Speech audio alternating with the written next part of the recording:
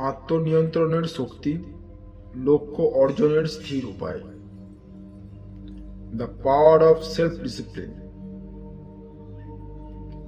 আপনি কি কখনো এমন কিছু করতে চেয়েছেন যা আপনার জীবন বদলে দেবে, কিন্তু কিছু সময় পর ধৈর্য হারিয়ে ফেলেছেন অথবা হাল ছেড়ে দিয়েছেন? আপনি হয়তো নিজের জন্য কিছু নতুন লক্ষ্য ঠিক করেছেন। সকালে উঠে শরীর চর্চা করবেন, প্রতিদিন নতুন কিছু শিখবেন, অলসতা কাটিয়ে কাজ করবেন, অথবা নিজের স্বপ্ন বাস্তবায়ন করবেন। কিন্তু কয়েকদিন যেতে না যেতেই আপনার নেওয়া উদ্যম ধীরে ধীরে কমে যায়, লক্ষ্য হারিয়ে যায় এবং আপনি আগের মতোই অনিয়মিত হয়ে পড়েন। এর প্রধান কারণ হলো সেলফ ডিসিপ্লিন বা আত্মনিয়ন্ত্রণের অভাব। আত্মনিয়ন্ত্রণ হলো এমন একটি শক্তি যা আপনাকে দীর্ঘ সময় ধরে লক্ষ্য অর্জনের পথে স্থির রাখে, আপনাকে প্রলোভন থেকে দূরে রাখে, সফলতার সিঁড়ি বেয়ে উপরে উঠতে সাহায্য করে। আজ আমরা জানব আত্মনিয়ন্ত্রণ কি, কেন এটি এত গুরুত্বপূর্ণ, কিভাবে আত্মনিয়ন্ত্রণ গড়ে তুলবেন এবং কিভাবে লক্ষ্য পূরণের ধৈর্য ধরে এগিয়ে যাবেন। আত্মনিয়ন্ত্রণ বলতে বোঝায় নিজের আবেগ, ইচ্ছা এবং স্বভাবকে নিয়ন্ত্রণ করার ক্ষমতা। এটি আপনাকে তাৎক্ষণিক আনন্দের পরিবর্তে দীর্ঘমেয়াদী সাফল্যের দিকে নিয়ে যায়। একটি সহজ উদাহরণ হলো, আপনি হয়তো চাচ্ছেন প্রতিদিন ভোর 5টায় ঘুম থেকে উঠতে, কিন্তু সকালে অ্যালার্ম বাজলে আপনি আবার ঘুমিয়ে পড়ছেন। এখানে আপনার মস্তিষ্ক তাৎক্ষণিক সুখকে বেছে নিচ্ছে। কিন্তু আত্মনিয়ন্ত্রণ থাকলে বিছানা ছেড়ে উঠে পড়বেন, কারণ আপনি জানেন এটি আপনাকে দীর্ঘমেয়াদী সফলতা দেবে। আত্মনিয়ন্ত্রণের মূল ভিত্তি লক্ষ্যে স্থির থাকা। লক্ষ্য ঠিক করুন এবং তা ধরে রাখুন। অলসতা ও প্রলোভন থেকে দূরে থাকা। আজ নয় কাল করব, এই মানসিকতা থেকে বেরিয়ে আসুন। পরিশ্রম ও ধৈর্য। কোনো কিছুই একদিনে সম্ভব নয়, ধৈর্য ধরে কাজ চালিয়ে যেতে হবে। আত্মনিয়ন্ত্রণ কেন গুরুত্বপূর্ণ? আপনাকে সফলতার পথে এগিয়ে নিয়ে যায়। আত্মনিয়ন্ত্রণ ছাড়া বড় কিছু অর্জন করা সম্ভব নয়। আপনাকে ফোকাসড রাখতে হবে, চারপাশে বিভ্রান্তি থেকে মুক্ত থাকতে হবে, আত্মবিশ্বাস বাড়াতে হবে। আপনি যখন নিজেকে নিয়ন্ত্রণ করতে পারেন তখন নিজের উপর বিশ্বাস আসে, সঠিক সিদ্ধান্ত নিতে সাহায্য করে, তাৎক্ষণিক আনন্দের পরিবর্তে দীর্ঘমেয়াদী পরিকল্পনায় মনোযোগ দিতে শেখায়, অলসতা ও অজুহাত থেকে মুক্ত রাখে।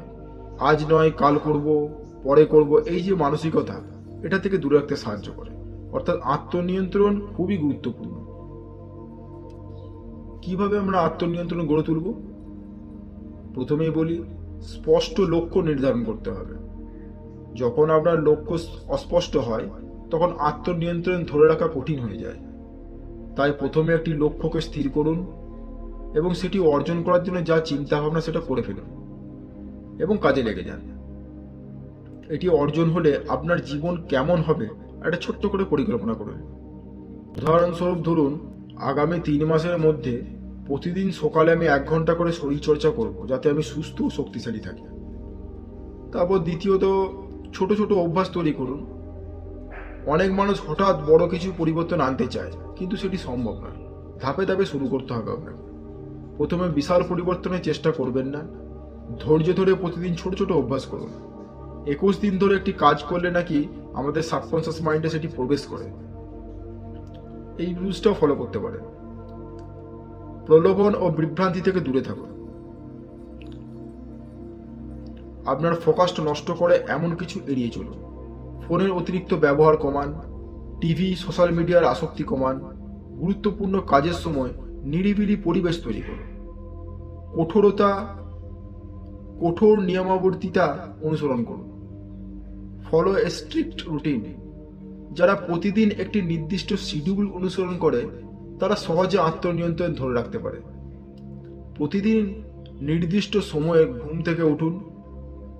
গুরুত্বপূর্ণ কাজগুলোর জন্য সময় নির্ধারণ করুন। অপ্রয়োজনীয় কাজের সময় অপচয় করা বন্ধ করুন। পঞ্চম, ধৈর্য ধরুন এবং ব্যর্থতা থেকে শিখে নিন।